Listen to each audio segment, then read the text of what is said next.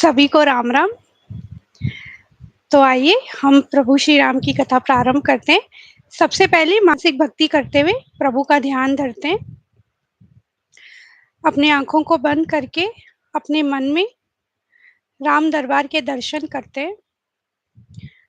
हमारे प्रभु श्री राम सिंहासन पर विराजे हुए हैं। माता सीता उनके साथ विराजी हुई हैं। लक्ष्मण भैया, भरत भैया और शत्रुघ्न भैया हाथ जोड़े खड़े हैं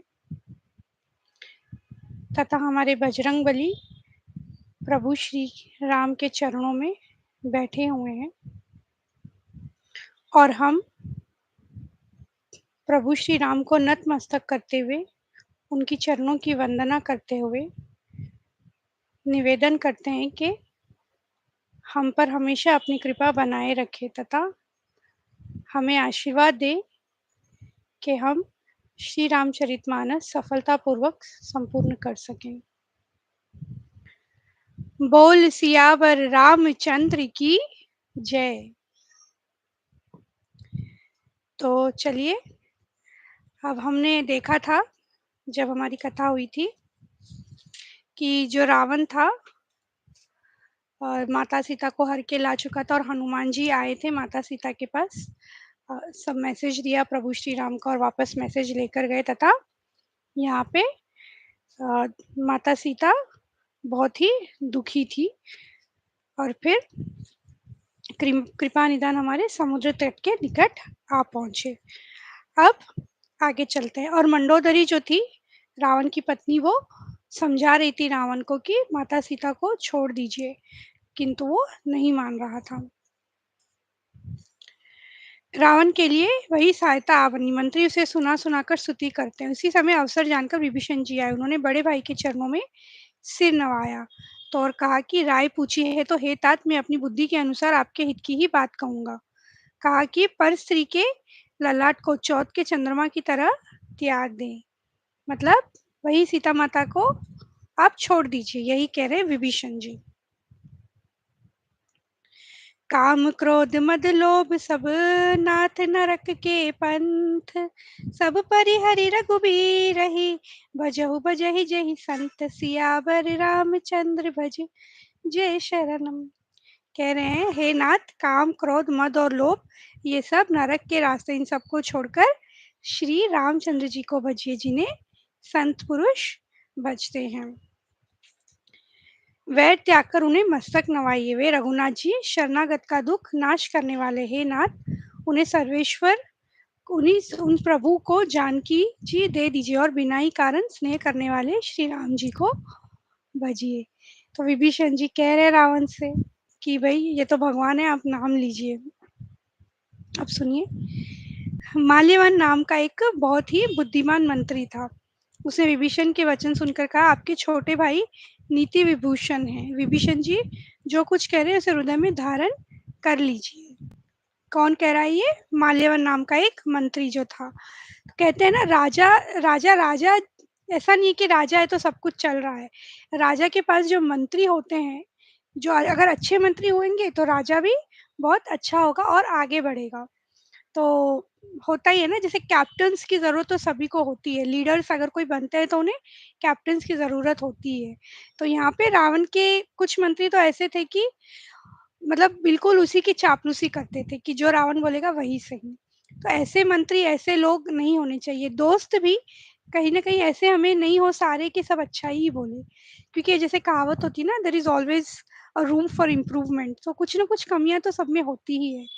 तो ऐसा अगर कोई हो कि आप अगर गलत हो और गलत को गलत कह दे, नीति अनुसार, धर्म अनुसार, तो फिर और क्या चाहिए। यहाँ विभीषण जी और माल्यवन दोनों ही समझा रहे हैं, पर वो कह रहे कि ये दोनों तो, वो रावण कह रहा है कि ये दोनों तो मूर्ख ही है जो उनको भज रहे हैं। मेरे नगर में रहकर प्रेम करता है तपस्वियों पर, मूर्ख उन्हीं से जाके मिल और उन्हीं की नीति बता। ऐसा कहकर रावण ने विभीषण को लात मार दी कि जा, अब तू उन्हीं के पास जा, उन्हीं की ज्यादा तू बड़ाई कर रहा है ना, राम राम कर रहा है, जाओ वहीं पे चले जाओ।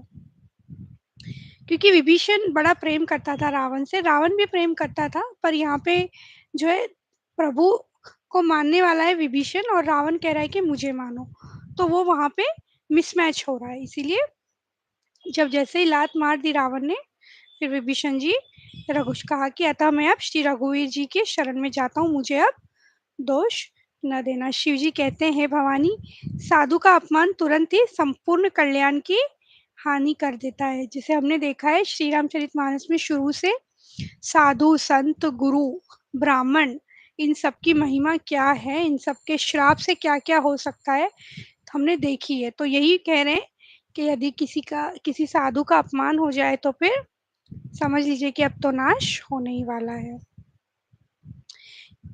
फिर अब आज विभीषण जी खुश हैं कि आज मैं उन्हें देखूंगा जिन्हें मैं भजते रहता हूँ। अब जैसे ही वहां जा रहे हैं, उन्होंने जाना कि शत्रु का कोई वानर लोग जैसे विभीषण पहुंचे तो वानरों को लगा कि कोई खास शत्रु का दूत है ये। जाकर कहा श्री राम जी के पास कि रावण का भाई आपसे मिलने आया है। शत्रु का भाई है ना, अभी मतलब ये सब जो संवाद यहाँ रावण के पास हुआ है विभीषण जी को लेके, वो प्रभु के पास अभी वानरों तक पहुंची नहीं है। तो वानरों को ये लग रहा है कि ये कोई इनका दूत ही है, शत्रु का दूत है। प्रभु श्री राम जी ने कहा, हे मित्र, तुम क्या समझते हो? वानरराज सुग्रीव ने कहा, सुग्रीव जी से पूछ रहे हैं, जैसे मंत्री है ना सुग्रीव जी, जाम्बवन जी, प्रभु के हनुमान जी, सभी से बात कर रहे हैं। तो उन्होंने कहा कि ये तो राक्षसों की माया जानी नहीं जाती है, इच्छा अनुसार रूप बदलने वाले छली न जाने किस कारण आया हो, कोई समझ नहीं पा रहे हैं कि कारण क्या है। जिसे करोड़ों ब्राह्मणों की हत्या लगी हो, शरण में आने पर मैं उसे भी नहीं त्यागता। जीव जो ही मेरे सम्मुख होता है त्यों ही उसके करोड़ों जन्मों के पाप नष्ट हो जाते हैं। प्रभु कह रहे हैं, जो मेरे सम्मुख होता है यानी कि जो मेरा नाम लेता है, जो मेरे पास आता है, उसके करोड़ों जन्मों के पाप नष्ट हो जाते हैं। जो मनुष्य निर्मल मन का होता है वही मुझे पाता है। मतलब जिसका मन साफ होगा वही प्रभु को पा पाएगा। जिसे कहते हैं ना कि हर कोई प्रभु की कथा नहीं पढ़ सकते, हर कोई प्रभु की कथा श्रवण नहीं कर सकते, सुन नहीं सकते, हर कोई प्रभु का नाम ले नहीं सकते। तो वो कर्म होने ही चाहिए, वो प्रभु कृपा होनी ही चाहिए, जिसे हम कथा सुने, जिसे हम प्रभु नाम ले। तो प्रभु वही कह रहे हैं, जिसका मन निर्मल होगा वही मुझे पा सकता है, कपट रहित होगा बेसिकली। अब विभीषण जी को आदर सहित वानर आगे लेकर आए। प्रभु ने कहा लेके आइए, हम देखते हैं। फिर लेकर आए। जैसे ही लाए, श्री राम जी को देखकर वे पलक मारना रोककर स्तब्ध होकर देखते ही रह गए, क्योंकि विभीषण जी के तो आराध्य थे प्रभु श्री राम। और आराध्य को यदि कोई देख ले तो फिर कैसे पलक झपकेगी। जैसे हम अगर प्रभु को देख ले, हमारे सामने प्रभु श्री राम आ जाए, दर्शन करने लग जाए, तो हम बस उनको देखने में ही या तो बेहोश होके गिर जाए या तो फिर जी भर के एकटक उन्हें देखते ही रहे। तो यहाँ विभीषण जी का भी वही हाल हो रहा है। बिल्कुल पलके भी नहीं बंद करे, कंटिन्यूअसली देखते ही जा रहे हैं। हे दुखियों के दुख दूर करने वाले, शरणागत को सुख देने वाले श्री रघुवीर, मेरी रक्षा कीजिए, मेरी रक्षा कीजिए। अपना इंट्रोडक्शन दिया उन्होंने, परिचय दिया विभीषण जी ने कि मैं इसी तरह से रावण का भाई हूँ, विभीषण राक्षस जाति का हूँ, मेरी रक्षा कीजिए। प्रभु ने कहा, हे लंकेश, परिवार सहित अपनी कुशल कहो, तुम्हारा निवास बुरी जगह पर है। कहा, हे लंकेश, हालांकि लंकेश कौन है? अभी तो रावण है, लेकिन प्रभु विभीषण जी को लंकेश कह रहे हैं। सोचिए, जैसे आजकल स्ट्रैटेजीज होती हैं कॉर्पोरेट लाइफ में, ले लीजिए कहीं भी बाहर बिजनेस में, अक्सर ऐसा होता है कॉम्पिटिटर्स बहुत होते हैं। तो अगर सोचिए, आपका जो कॉम्पिटिटर है, मतलब जो आपके ऑपोजिट में खड़ा है, उसका कोई भाई या कोई दूत आपके पास आए शरणागत के लिए, आपके पास कोई डिस्कशन के लिए आए, और अगर आप उन्हें पोजीशन देके बात करें, जैसे यहाँ प्रभु ने लंकेश कह रहे हैं, लंकेश मतलब राजा कह के वो बुला रहे हैं, तो कितना कॉन्फिडेंस बढ़ता है। तो यहाँ पे बड़े खुश हो गए, कौन? विभीषण जी। कहा प्रभु ने, हे लंकेश, परिवार सहित अपनी कुशल कहो। वे श्री राम जी, आपके चरणारविंदे दर्शन कर अब मैं कुशलता से हूँ, मेरे भारी भय मिट गए हैं। प्रभु के दर्शन करके मेरे भारी भय मिट गए। जो सगुण साकार भगवान के उपासक हैं, दूसरे के हित में लगे रहते हैं, नीति और नियमों में दृढ़ हैं और जिन्हें ब्राह्मणों के चरणों में प्रेम है, वे मनुष्य मेरे प्राणों के समान हैं। प्रभु हमेशा उनसे प्रेम करते हैं। अब कहने लगे विभीषण जी, अब तो हे कृपालु, शिव जी के मन को सदैव प्रिय लगने वाली अपनी पवित्र भक्ति मुझे दीजिए। क्या दीजिए? भक्ति दीजिए। एवं अस्तु कहकर रणधीर प्रभु श्री राम जी ने तुरंत ही समुद्र का जल मांगा। श्री राम जी ने उनको मतलब नल ला जल लाकर समुद्र का वहीं पे राज तिलक कर दिया प्रभु श्री राम ने विभीषण जी का। अब श्री राम जी नीति की रक्षा करने वाले वचन बोले। हे वीर वानरराज सुग्रीव और लंकापति विभीषण, सुनो, इस गहरे समुद्र को किस प्रकार पार किया जाए। अब समुद्र पार करके माता सीता के पास जाना है, तो अपने मंत्रियों से पूछ रहे हैं कि किस प्रकार पार किया जाए। और फिर विभीषण जी ने कहा कि आप समुद्र से प्रार्थना कीजिए। लक्ष्मण जी ने कहा, हे नाथ, देव का कौन सा भरोसा, मन में क्रोध कीजिए और समुद्र को सुखा डालिए। सब अपनी अपनी राय दे रहे हैं, तो लक्ष्मण जी ने कहा कि सुखा दीजिए इतने बड़े समुद्र को। उन्होंने पहले सिर नवाकर प्रणाम किया, फिर किनारों पे कुश बिछाकर बैठ गए। इधर जो ही विभीषण जी प्रभु के पास आए थे, त्यों ही रावण ने उनके पीछे दूत भेजे थे। तब वानरों ने जाना कि ये शत्रु के दूत हैं। कुछ और दूत भी रावण ने भेजे थे विभीषण जी के पीछे। तो वानरों को पता चला कि यही और भी शत्रु के दूत आए हैं, अब अंग भंग करके उन्हें भेज दो। सब वानर उन्हें मारने दौड़ रहे हैं, परंतु प्रभु ने कहा इस तरह से हमें मारना नहीं चाहिए, क्योंकि वो भी दूत हैं। अब लक्ष्मण जी ने उन्हें निकट बुलाया तथा रावण के हाथ में यह चिट्ठी देने को कहा, जिसमें संदेश लिखा हुआ था। संदेश कहना कि सीता जी को देकर उनसे यानी श्री राम जी से मिले, नहीं तो तुम्हारा काल आ गया है, समझ जाओ। ऐसा एक मैसेज लिख के भेजा गया। और तब जब ये चिट्ठी रावण को मिली, वो बिल्कुल हंसने लगा।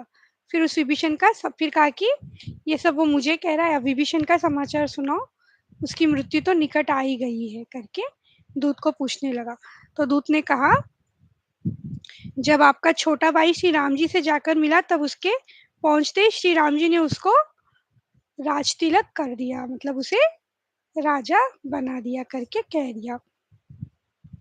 विविध मयन नील नल लंगद गद विकटास्य दधिमुखी केसरी निषट शठ और जाम्बवन, ये सभी बल की राशि है। सब बता रहे हैं कि एक एक कितने एक से एक बड़े वीर हैं प्रभु की सेना में, और रावणों को मसल कर धूल में मिला देंगे। सब वानर ऐसे ही वचन कह रहे हैं। सब सहजी निडर है, इस प्रकार गरजते और डपटते हैं मानो लंका को निगल ही जाना चाहते हो। वहां का जो जोश था वो कह रहे हैं, ये जो दूध देखने गए थे वहां पे।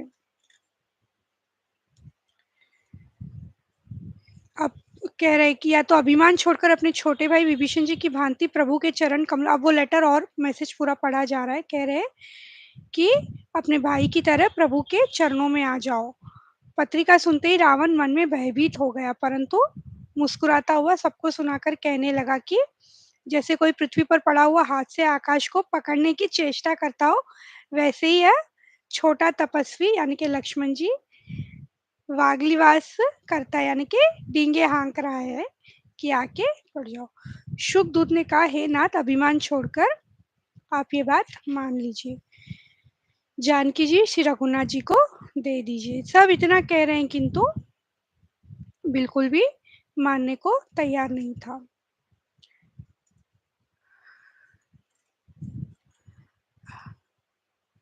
अब आगे बढ़ते, ऐसा कहकर रघुनाथ जी ने धनुष चढ़ाया समुद्र को। वहां पे विनती कर रहे हैं, किंतु समुद्र देव मान नहीं रहे हैं। फिर प्रभु ने धनुष चढ़ाया, क्या कह के कि अब इसे मैं सुखा डालूंगा। और यह बात लक्ष्मण जी को बड़ी अच्छी लगी। मगर सांप तथा मछलियों के समूह व्याकुल हो गए। जब समुद्र ने जीवों को जलते जाना, तब सोने के थाल में अनेकों मणियों को भरकर अभिमान छोड़कर वह ब्राह्मण के रूप में आया। समुद्र देव, क्योंकि अगर प्रभु सुखा देंगे तो जितने भी जल जीव हैं, जो भी वहाँ रहते हैं, फिश वगैरह, सारे डरने लग गए। तो समुद्र देव ब्राह्मण के रूप में आ गए और कहा, काकाभूषुंडी जी कहते हैं, हे गरुड़ जी सुनिए, चाहे कोई करोड़ों उपाय करके सींचे, पर केला तो काटने पर ही फलता है। नीच विनय से नहीं मानता, वह डांटने पर ही झुकता है। तो कभी कभी सही होता है ना ऐसी बात। कहते हैं ना, straight trees are cut first, मतलब जो सबसे सीधे झाड़ होंगे उन्हें पहले काटे जाते हैं। तो यहाँ पे भी उसी तरह की बात हो रही है कि जहाँ पे हमें डांट लगानी है वहाँ पे डांट लगानी ही चाहिए। प्रभु के चरणों में गिरे समुद्रदेव और कहा कि आपने मुझे अच्छी शिक्षा दी, अब आपकी जो इच्छा लगे मैं तुरंत वही करूंगा। समुद्र के अत्यंत विनीत वचन सुनकर कृपालु श्री रामचंद्र जी ने मुस्कुराकर कहा, हे तात, जिस प्रकार वानरों की सेना पार उतर जाए वह उपाय बताओ। फिर उन्होंने कहा, हे नाथ, नील और नल दो वानर भाई है। तो नील नल जो भाई है, उन्होंने लड़कपन में ऋषि से आशीर्वाद पाया था। उनके स्पर्श कर लेने से ही भारी से भारी पहाड़ भी आपके प्रताप से समुद्र पर तैर जाएगा। राम के नाम से जिसको भी वो टच करेंगे वो तैर जाएगा, ऐसा कह दिया। अब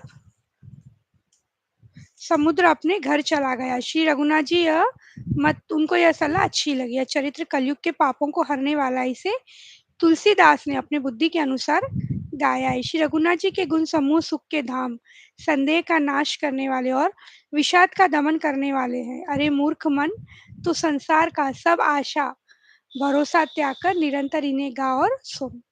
श्री रघुनाथ जी का गुणगान संपूर्ण सुंदर मंगलों को देने वाला है। जो इसे आदर सहित सुनेंगे वे बिना किसी जहाज के ही भवसागर से तर जाएंगे। इति श्रीमद्रामचरितमानसे सकलकलिकलुषविध्वंसने पंचमं सोपानं समाप्तम्।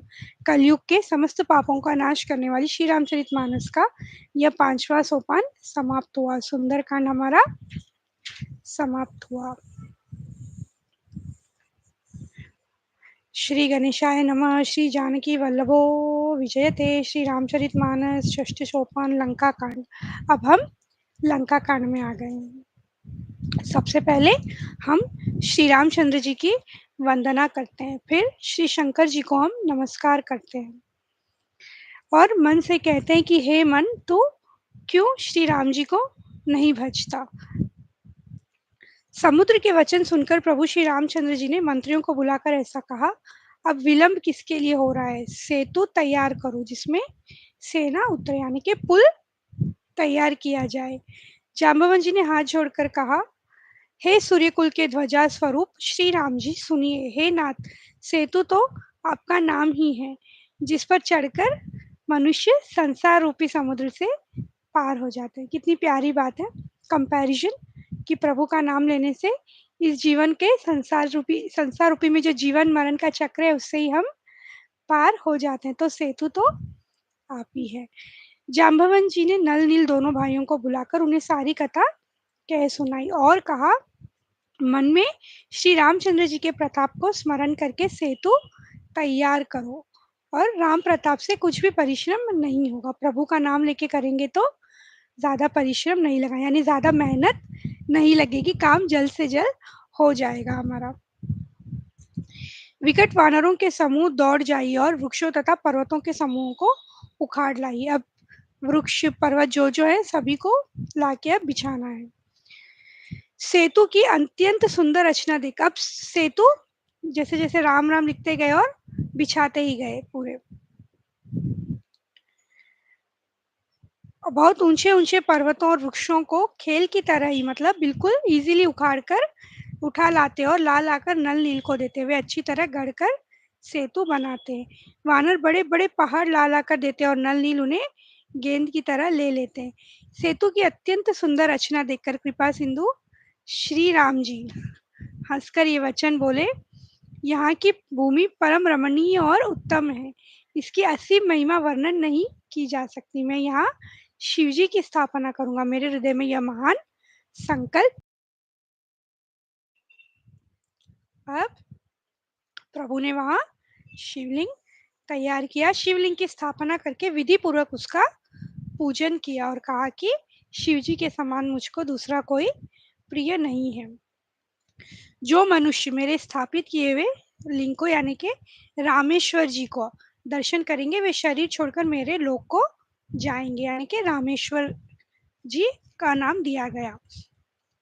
और जो गंगा जल लाकर इन पर चढ़ावेगा वह मनुष्य साजुत्य मुक्ति पावेगा, मत अर्थात मोक्ष प्राप्त हो जाएगा, जो भी रामेश्वर जी के लिंग पे गंगा जी का जल चढ़ाएगा। अब राम जी की सेना चली, राम जी की सेना चली, सेतु तैयार हो गया है, सेना चली जिसका कुछ वर्णन नहीं हो सकता। योद्धा वानरों के समुदाय गरज रहे हैं, अब बिल्कुल जोश में सेना पार लग रही है।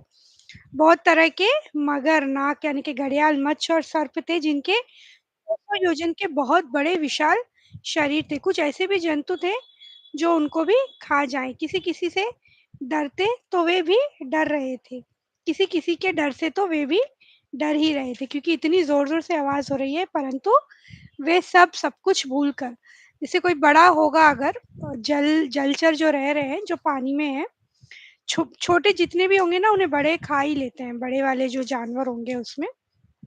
किंतु वहां भी एक दूसरे से कोई नहीं डर रहा है, क्यों? सब प्रभु दर्शन में लीन है, इसीलिए सभी प्रभु के दर्शन कर रहे हैं। हटाने से भी कोई हट नहीं रहा है, जितने भी बड़े बड़े जलचर लोग हैं सारे वहां आके हैं जब से प्रभु चल रहे हो। श्री रघुवीर जी सेना सहित समुद्र के पार हो गए, और वानरों की भीड़ का तो कुछ कहा भी नहीं जाता, इतनी बड़ी भीड़ है। अब समुद्र पार भी कर लिया। प्रभु ने समुद्र को पार पार डेरा डाला और सब वानरों की आज्ञा दी कि तुम जाकर सुंदर फल मूल खाओ। तो अब डेरा डाल लिया है। घूमते फिरते जहाँ कहीं किसी राक्षस को पा जाते तो सब उसे घेर कर खूब नाच नचाते और दांतों से उसके कान नाक काट कर प्रभु का सुयश कहकर तब उसे जाने देते थे। अब ये सब नाक कान जो काटे जा रहे हैं, ये सब रावण को जाकर समाचार कह रहे हैं कि समुद्र के पास ये लोग आ गए हैं, पार कर चुके हैं। सुनते ही रावण घबरा गया और बोला कि क्या सचमुच ही बांध लिया है इन लोगों ने? फिर मंदोदरी ने कहा, मंडोदरी ने सुना कि प्रभु श्री राम जी आ गए हैं और उन्होंने खेल में ही समुद्र को बंधवा लिया। तब वह हाथ पकड़कर पति को अपने महल में लाकर फिर समझाने लगी कि अब तो समुद्र भी पार हो गए हैं, राम जी आ गए हैं, अभी भी समय, माता सीता को छोड़ दो और उनके चरणों में आप वंदन कर लीजिए। उनका विरोध है ना, तो उनका विरोध न कीजिए जिनके हाथ में काल कर्म और जीव सभी है। हे स्वामी, वहाँ आप उनका भजन कीजिए जो सृष्टि के रचने वाले, पालने वाले और संहार करने वाले हैं। हे नाथ, श्री रघुनाथ जी का भजन कीजिए जिससे मेरा सुहाग अचल हो जाए, क्योंकि मंडोदरी पतिव्रता स्त्री थी और जैसे मैंने कहा पत्नियों का धर्म होता है कि पति को सही राह दिखाए। मंडोदरी बस वही कोशिश में लगी हुई है। तब रावण ने कहा, हे प्रिय सुन, तूने व्यर्थ ही भय मान रखा है, बात बता तो जगत में मेरे समान योद्धा कोई है भला? बिल्कुल भी मानने को रेडी नहीं है। रावण कह रहा है मेरे से बड़ा तो कोई नहीं है। और अब ये सब होने के बाद जैसे ही वापस वो गया महल में तो सारे मंत्री लोग को कहने लगा, तो मंत्री लोग भी कहने लगे कि ये मनुष्य, वानर, भालू ये सब तो हमारे भोजन ही है। कानों से सबके वचन सुनकर रावण का पुत्र प्रहस्त हाथ जोड़कर कहने लगा, हे प्रभु, नीति के विरुद्ध कुछ भी नहीं करना चाहिए। मंत्रियों में बहुत ही थोड़ी बुद्धि है, क्योंकि मंत्री सब रावण का ही साथ दे रहे हैं। मंत्री भी यही कह रहे हैं कि जो रावण कह रहा है वही सही है। तो जो प्रहस्त था एक और पुत्र रावण का, वो कह रहा है नीति के विरुद्ध नहीं जान। जैसे विभीषण जी बात कर रहे थे, मंडोदरी बात कर रही थी, ये प्रहस्त भी उसी तरह से कह रहा है। हे प्रभु, सुनने में कठोर परंतु परम हितकारी वचन जो सुनते और कहते हैं वे मनुष्य बहुत ही थोड़े होते हैं। नीति सुनिए, पहले दूध भेजिए और सीता को देकर श्री राम जी से प्रीति कर लीजिए। समझा रहा है, कोई भी सब समझा रहे हैं जो, लेकिन वो तैयार ही नहीं है। और यहाँ श्री रघुवीर सुबेल पर्वत पर सेना की बड़ी भीड़ के साथ उतरे। पर्वत का एक बहुत ऊंचा परम रमणीय समतल और विशेष उज्ज्वल शिखर देखा। देखकर वहां लक्ष्मण जी ने वृक्षों के कोमल पत्ते और सुंदर फूल सजाकर बिछा दिए जहाँ प्रभु विराजमान हुए। तो प्रभु के विराजमान के लिए लक्ष्मण जी ने सब तैयारी कर दी।